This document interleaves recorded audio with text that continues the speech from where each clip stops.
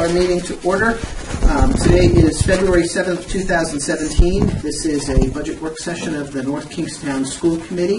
And if I could have everyone please rise for the Pledge of Allegiance.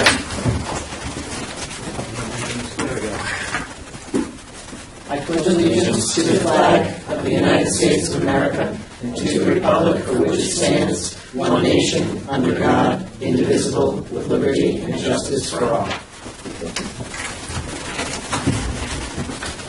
Madam Clerk, if you could please call the roll. Mr. Glasbaugh? Here. Mrs. Hoskins? Here. Mr. Jones? Here. Mrs. McLaughlin? Here. Ms. Stevens? Mrs. Schott? And Student Representative? Here. And Madam Clerk, if you could call the calendar, please. Monday, February 13th, there will be a CLAB committee meeting at 6:30 at Davisville Academy. Tuesday, February 14th, there's a school committee business meeting at 7 p.m. Friday, February 17th, it's a professional day, no school for students. And Monday, February 20th is President's Day. Schools and offices are closed. Tuesday, February 21st is a school committee business meeting at 7. Thank you. Next, Dr. Ajay, you mentioned you had a recognition. Yep, pleased to make this announcement that Allie Horning, grade 11, was nominated for the Meta Students Foundation. They do a search to recognize teams who give back to their communities. And she won a $1,000 prize for the month of January for her leukemia and lymphoma campaign. Congratulations.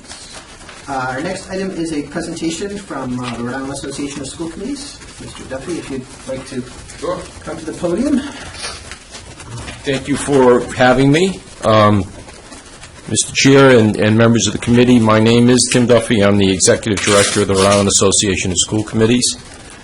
We are a nonprofit that represents school committee interests in the state, and I'm here to make a pitch, as it were, to see if North Kingston would want to rejoin the committee.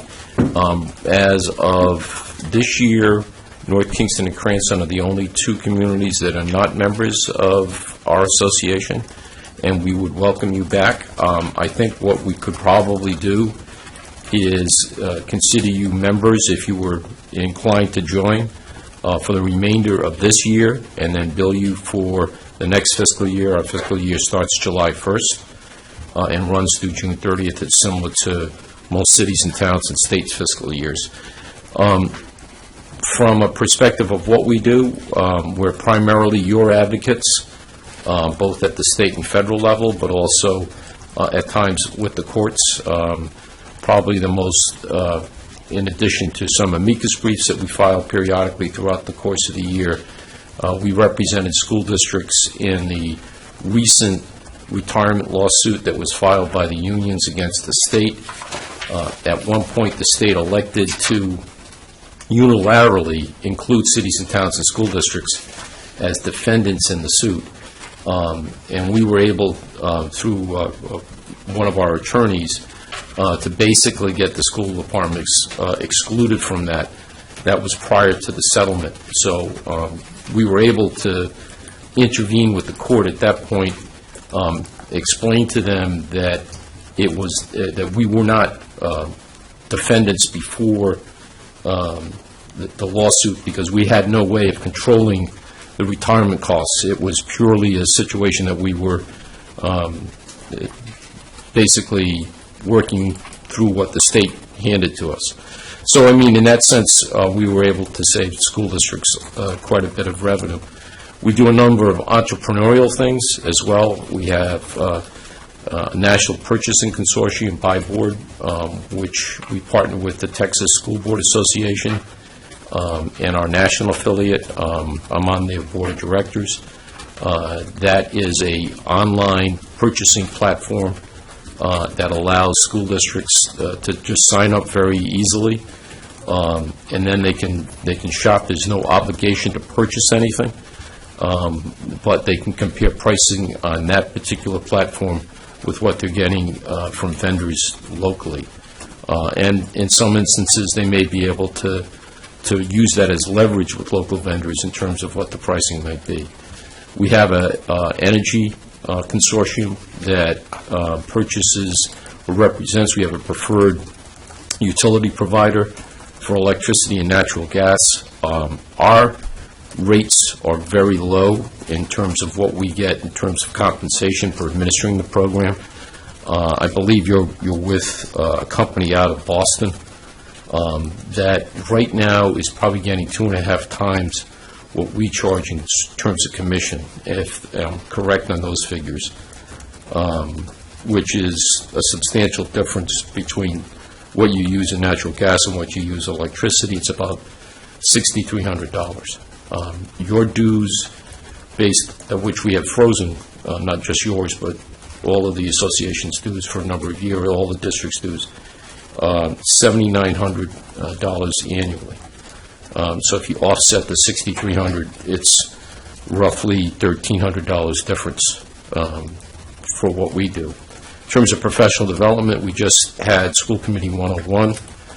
We have a chairs meeting on the 23rd of this month, in which the commissioner and his staff will present on ESSA, the federal legislation that is now, we've placed No Child Left Behind. That'll be the 23rd. I believe if you have not received an invitation, Mr. Chair, I'm sure that I'll make sure that you get one for the 23rd.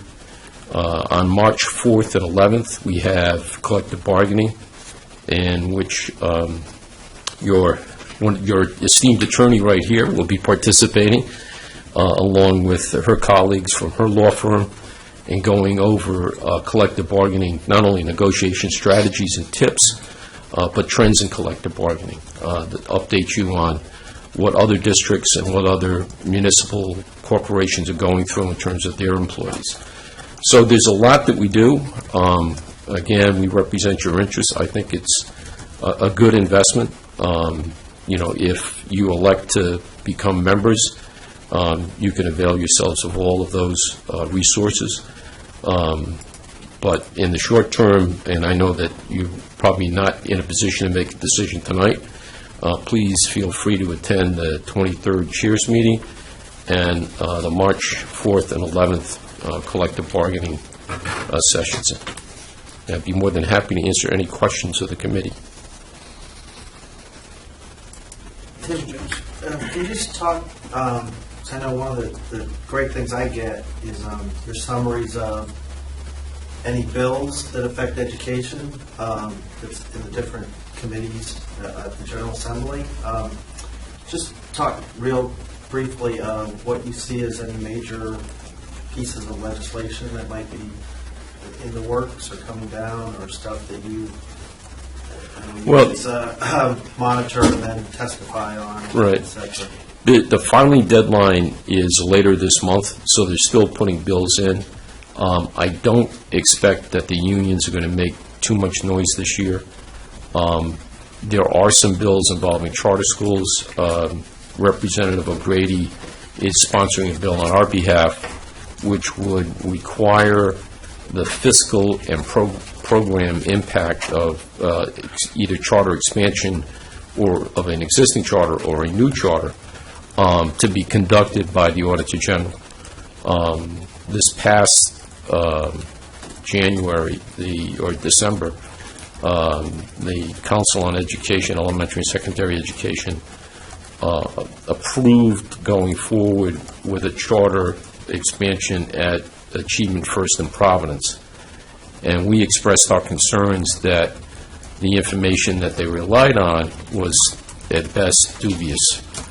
And there was some concerns not only with that particular application, but also, I think it was Kingston Hill that was up for renewal at that time. Or was it Compass? Compass, yeah. It was Compass, I'm sorry. And our concern was that the department wasn't doing diligence based on the statute that was enacted in the prior legislative session. So to that extent, we have offered up legislation that basically removes that responsibility from, they still have the approval process, but the fiscal analysis will be done by the Auditor General. If that's enacted, that's what will happen in that particular regard. There are, relative to the budget, it's a pretty neutral budget. You know, there's an additional $2.5 million for English language learners.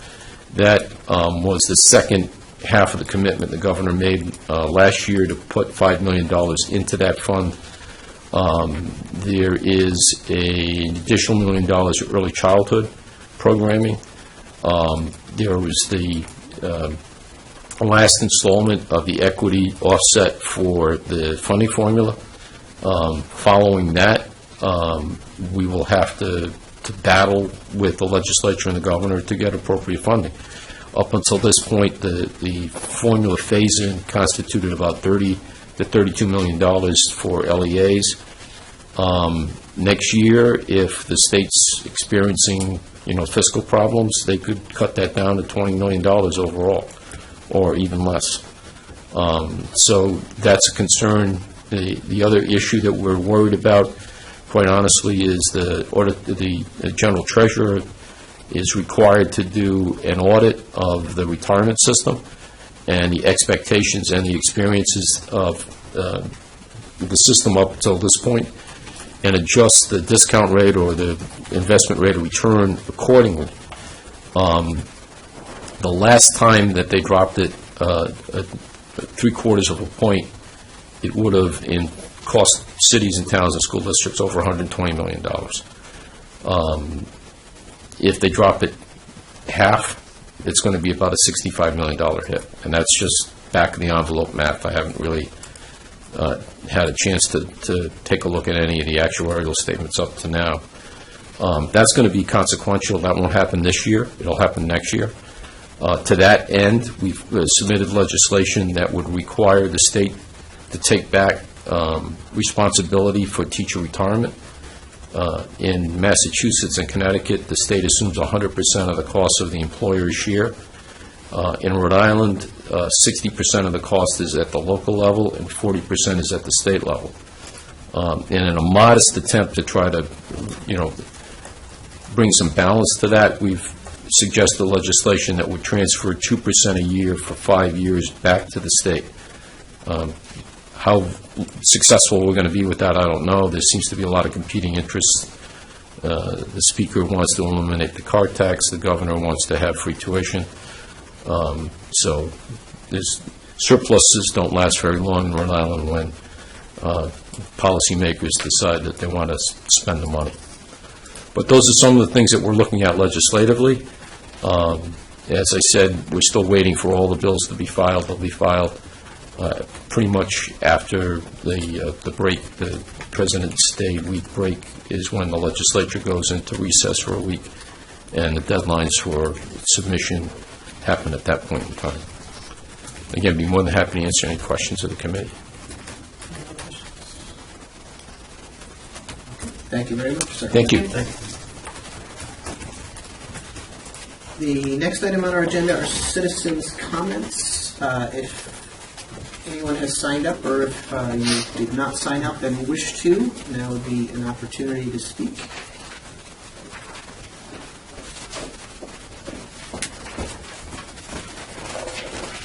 Thank you. So we have two names. First person is Carrie Martinelli. If you could please talk to the microphone, state your name and address, and we ask if you could please limit your comments to 3 minutes. Sure. My name is Carrie Martinelli. I reside at 51 Lindsay Lane. I'm here to talk about the survey that was sent out in regards to the 2017-2018 school calendar, the change in the calendar. I did email, I think, all school committee members about a week or two ago in regards to my concerns. I am a school teacher in West Warwick, and my children attend Stony Lane. I have 2 boys. If you do away with the April vacation, then I will never have an opportunity to vacation with my children and my family during the school year. Dr. Auger in his email did state that the reason for changing was because of the testing window being smaller. The testing window, at least for this school year, it begins April 3rd and goes till May 26th. In your email, Dr. Auger, you stated that it began in April and ends in early May. So it does go a little bit longer, at least for this school year.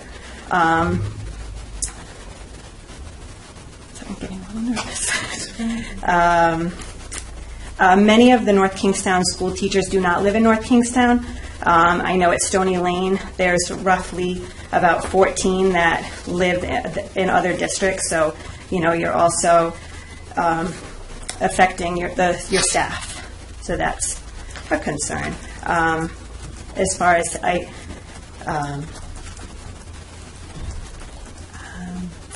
the state, we know, is not on the same page. It would be a nice, at least April vacation, we're on the same page. Even our February break, we have the Friday and Monday off. Most school districts have at least the Monday and Tuesday off.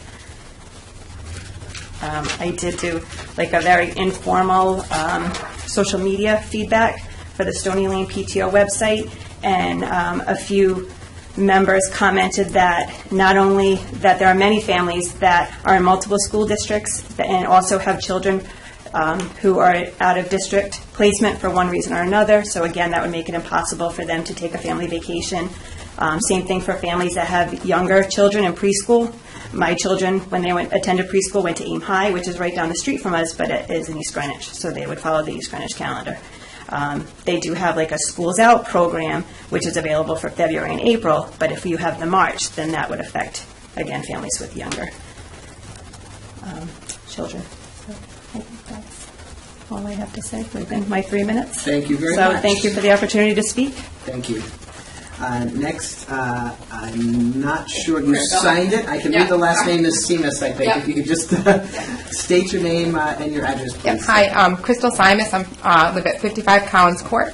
I also am a school teacher. I teach at Coventry High School, and I've been teaching for 14 years. I also am very opposed to the April vacation. As it is, my district doesn't follow the district calendar here. I go back 2 weeks before North Kingstown does. So I have to rely on my family to take care of my children during that time. We also cannot take off next Friday because, again, it's before vacation, so I have to rely on my family to take off the day to be with my kids. Sorry. We vacation a lot in our family. I'm a Spanish teacher, and we go away all the time to do things with our kids. I get 2 personal days a year.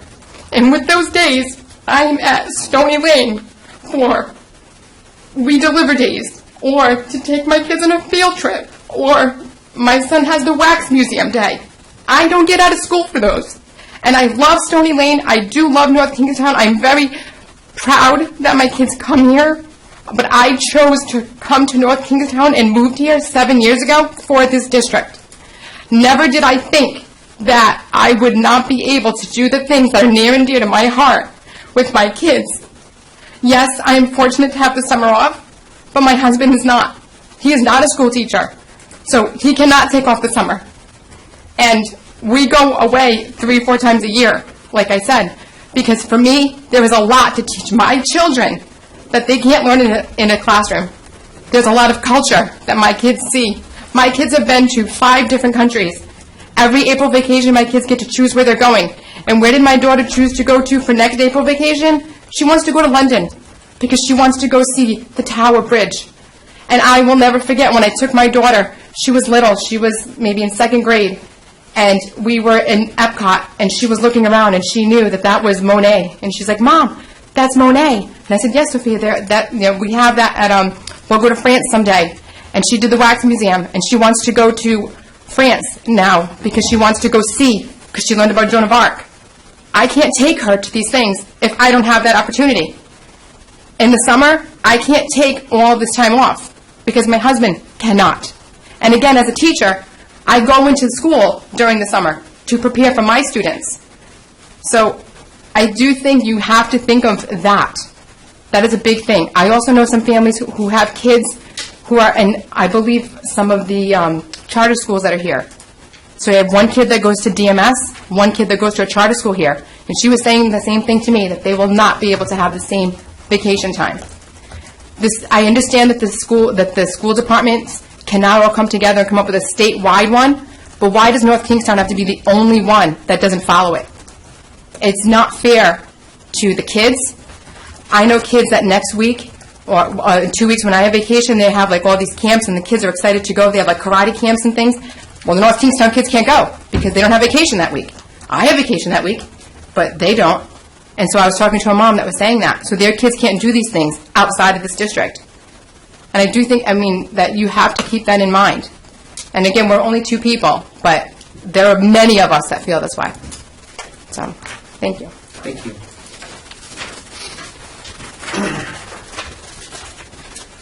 So the next items on our agenda are our routine items. So first, if I could ask for a motion to seal our executive session meeting of minutes of this evening, February 7, 2017. I have a motion and a second. All those in favor? Aye. I can disclose that we didn't take any votes in our executive session this evening. Next, we have the consent agenda. If I could ask any exemptions. Ms. Montgomery? B1 and 2. Okay, B1 and B2. B2, and I'm going to exempt D1. Any, Motion to approve the non-exempted. a motion from Mr. Jones and a second from Ginny, and Just one. so, okay, I was going to exempt almost every.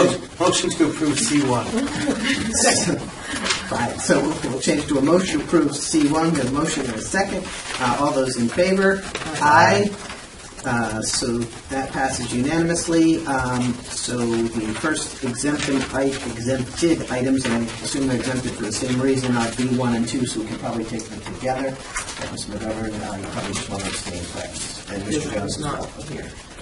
So if I could get a motion to approve items B1 and 2.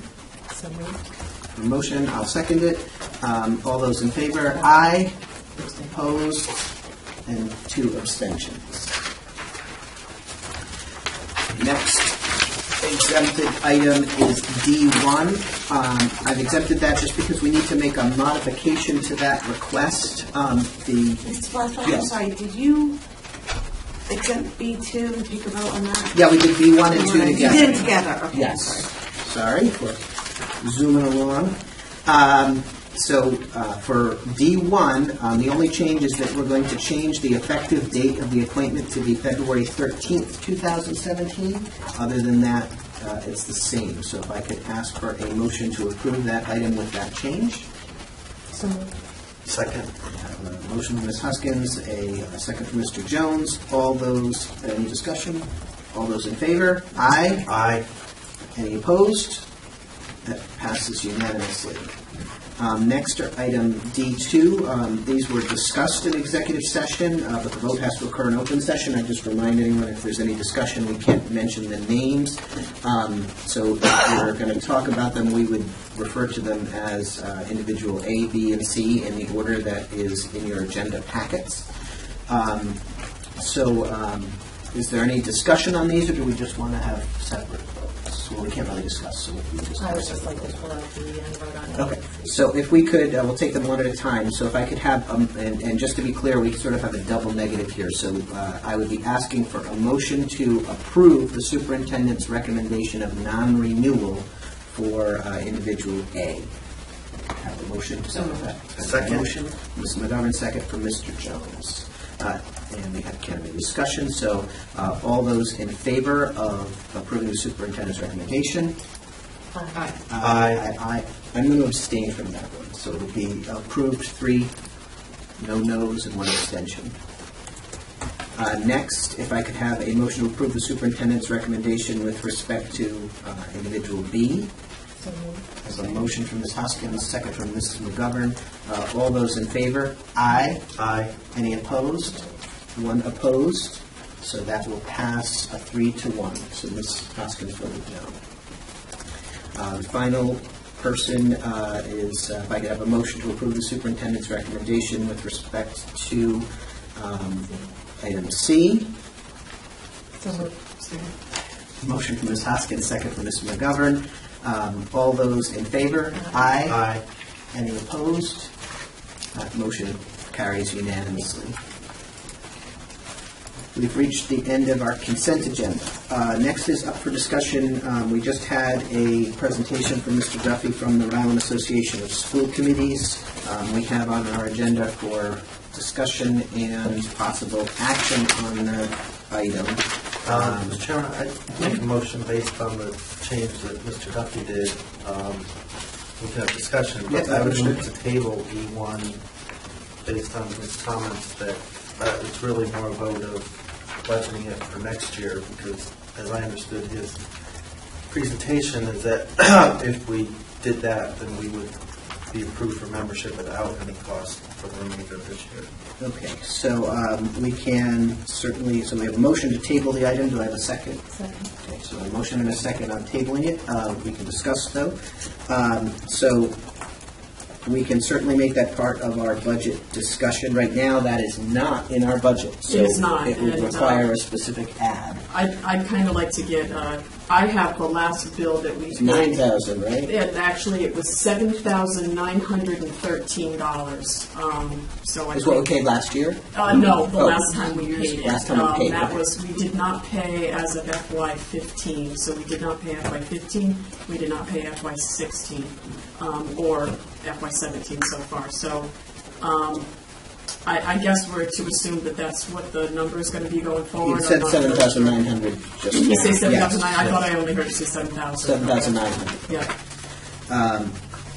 Okay, so it's part of a larger discussion. It would require a addition to the budget as presented by the superintendent, and that is all within the purview of discussion over the next, we're down to 2 meetings now, right?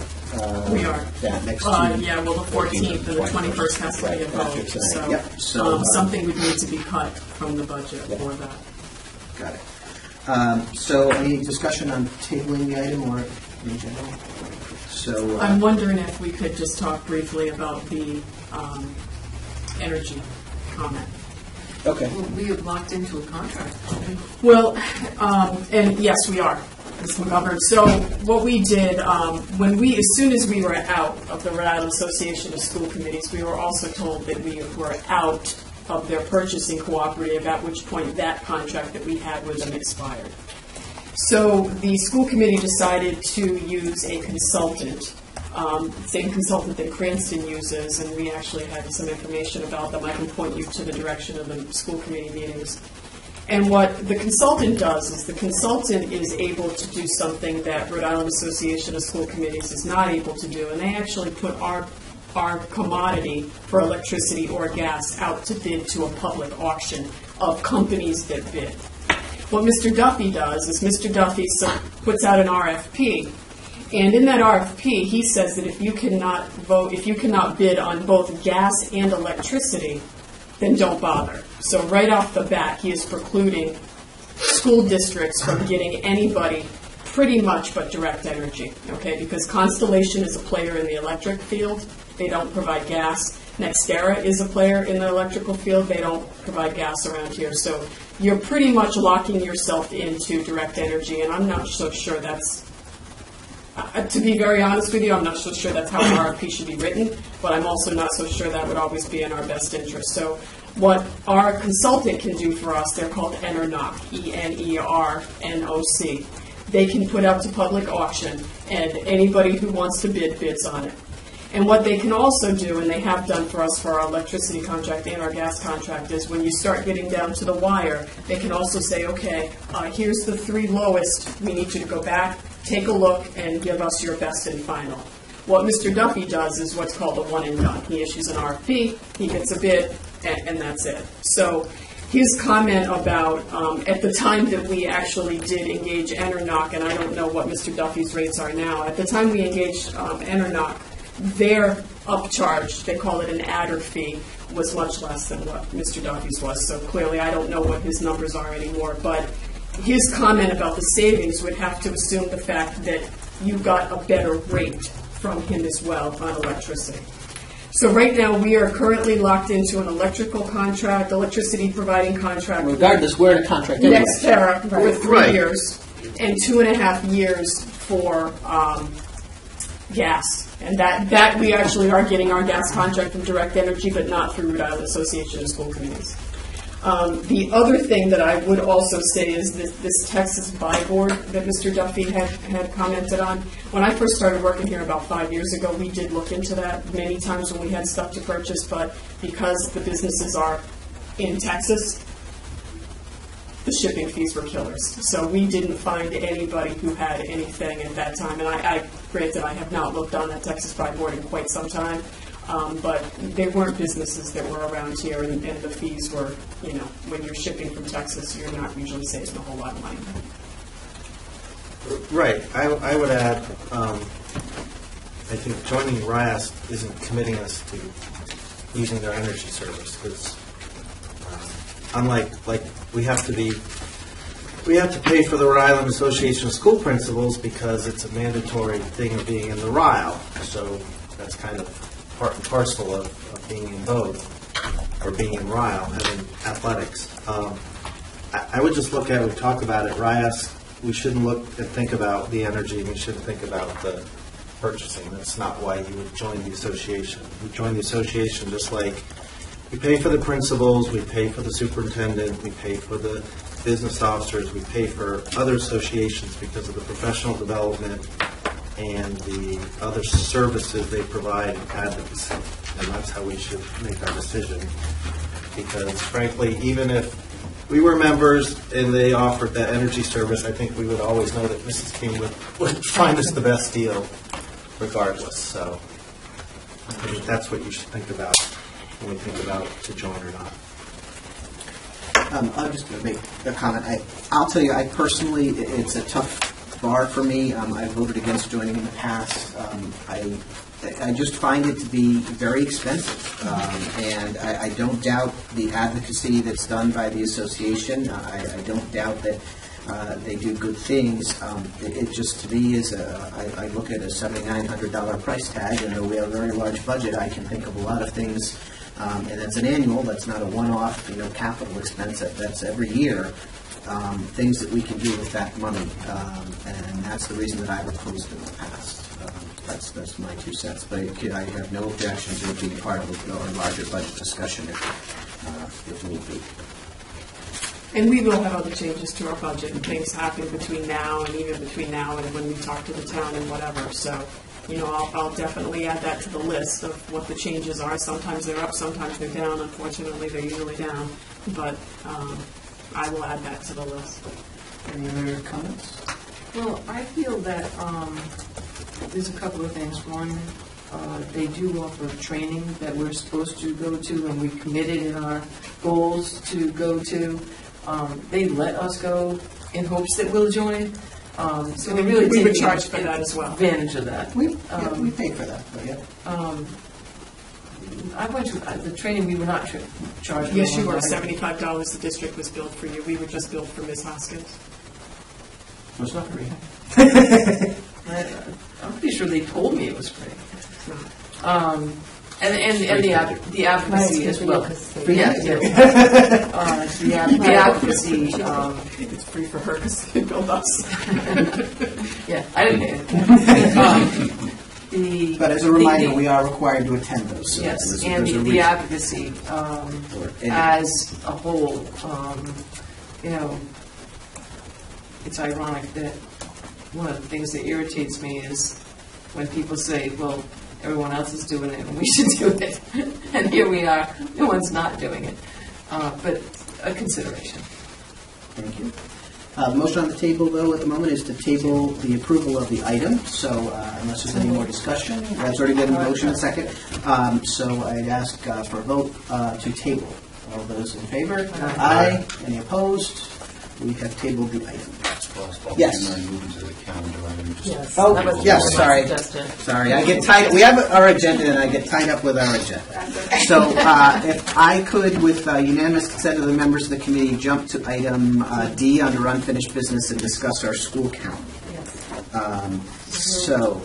We actually, in our packet, we have 2 calendar proposals from the superintendent, one of which would keep the vacation in April as it is now, and one would move to March. I can tell you, yep, Ms. Dr. O'Shea, sorry. So I have indicated this to the school committee already in my narrative to them. But I do recommend to stay with the April break that we currently have.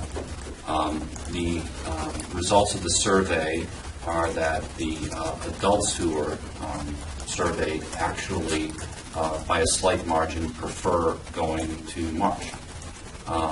And the students that were surveyed actually prefer staying with April. But again, both like 55 to 45%, that kind of a range. And I will publish this tomorrow with the news of how things go. But there have been a number of emails, and people have reached out with this concern, particularly about people who are teachers and have different vacation times from their children. That is certainly a concern. When we went to in both cases, a few years ago when we went away from the February vacation, that was based on a lot of people coming to school committee members, talking to me, and asking that this be put out as something to engage the community. We did that, and those surveys were 2 to 1 or better in favor of not having the February break like other districts were. And there are probably, I don't know exactly, but I'm going to say, I think roughly a quarter to a third of the districts in Rhode Island do not have the February break. There are a couple of districts right now looking at March. I'm not sure that anyone has actually made that decision. I think Bristol had been the closest to doing so. I'm not sure if they've done it yet or not. But again, we wanted to see if this is something that the community definitely wanted to do. And given the issues with synchronizing our calendar with the rest of the state, and that we already have this piece that conflicts a little bit with the February piece, I would propose that we keep April the same way. On a slightly related note, I and a few other superintendents have been looking to create a group of in our region of superintendents and school committee representatives that would meet on a regular basis to talk about issues of common concern. And one of those items that I will propose for our agenda is to have some type of regional calendar that we can all agree on.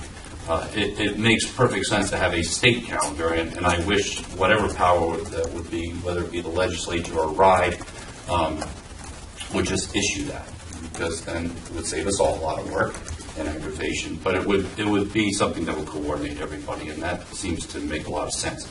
So, one of our superintendents, Peter Cummings from Narragansett, he had formerly been in Connecticut, and there they do things in a regional manner.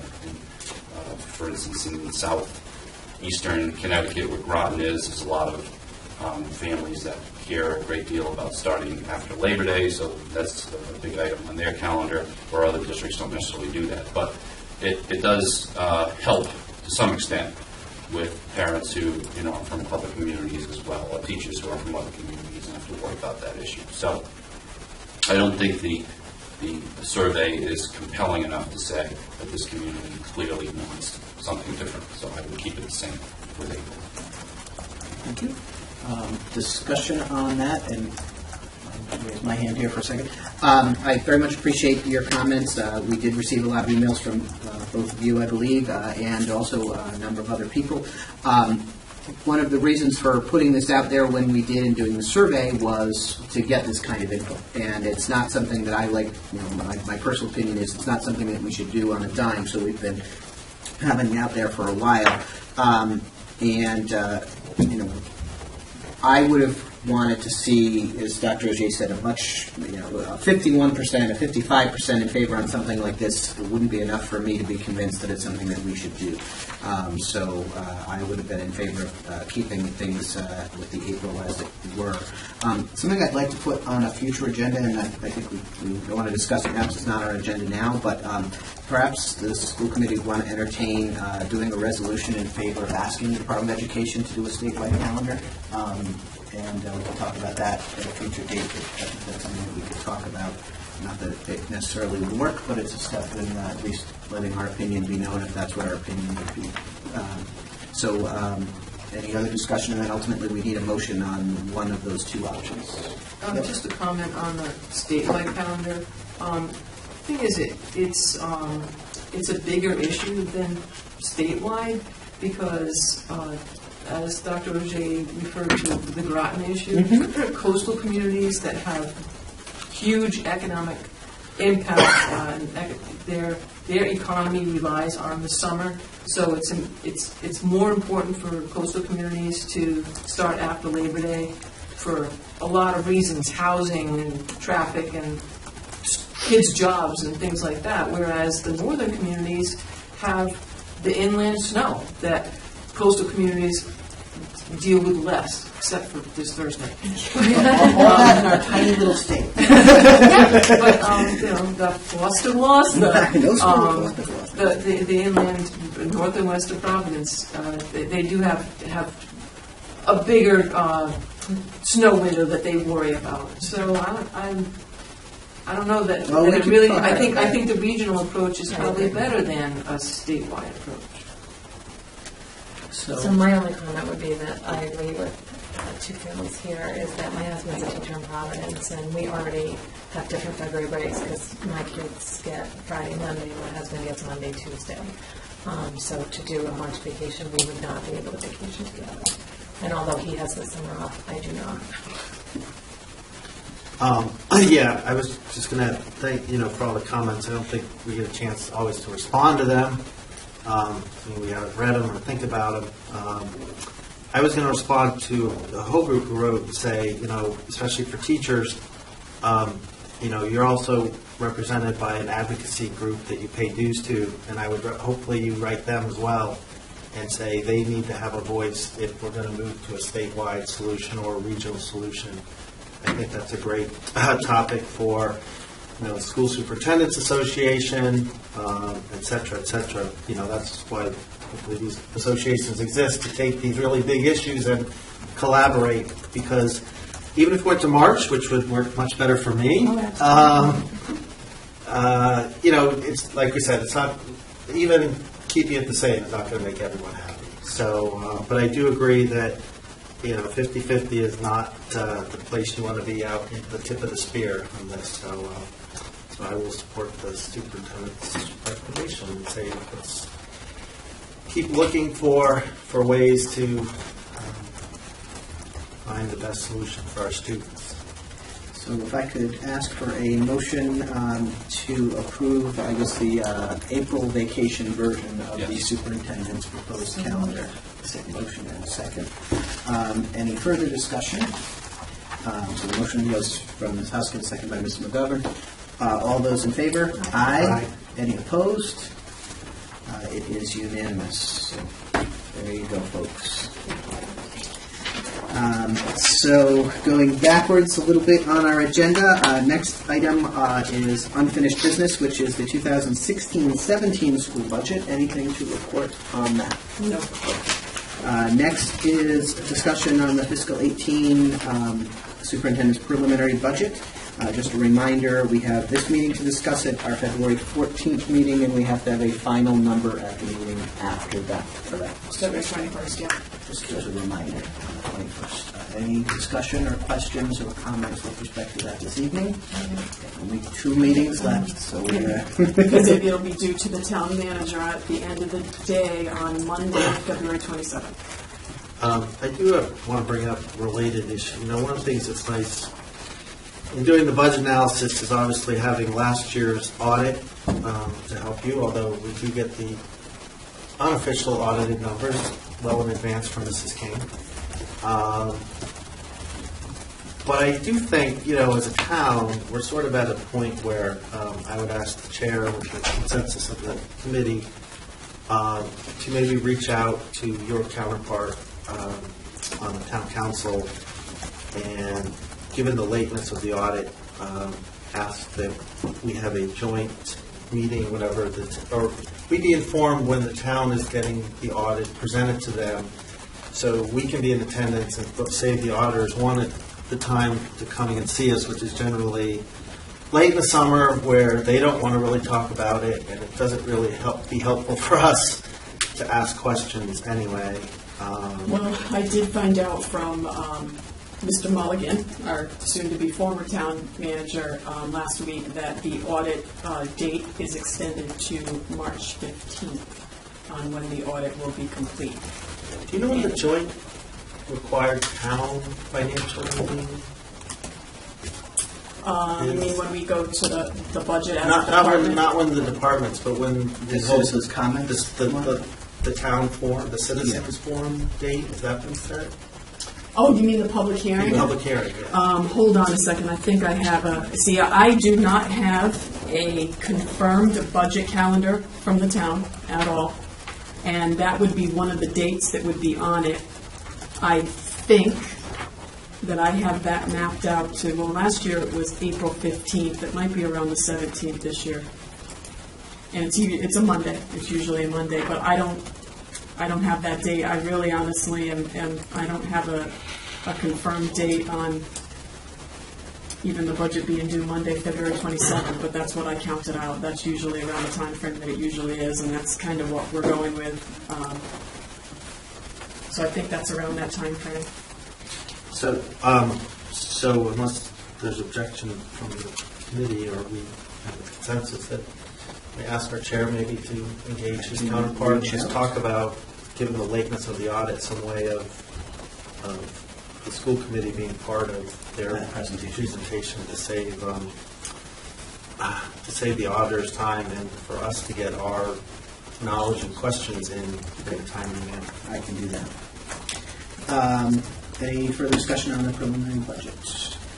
Next, we've had this one on for a little while now, haven't gotten any changes or comments, so I think it's time to approve our policy BEA-R, which is our school committee meeting calendar for next year. So unless there are any last-minute changes to that, I'd ask for a motion to approve that calendar as was presented. Second. Motion from Ms. McGovern, second from Ms. Hoskins. Any discussion on that? All those in favor? Aye. Aye. Any opposed? We already did the school calendar. We have reached the end of our agenda. I would request a motion to adjourn. Motion to adjourn? All those in favor? Aye. Aye. We are adjourned.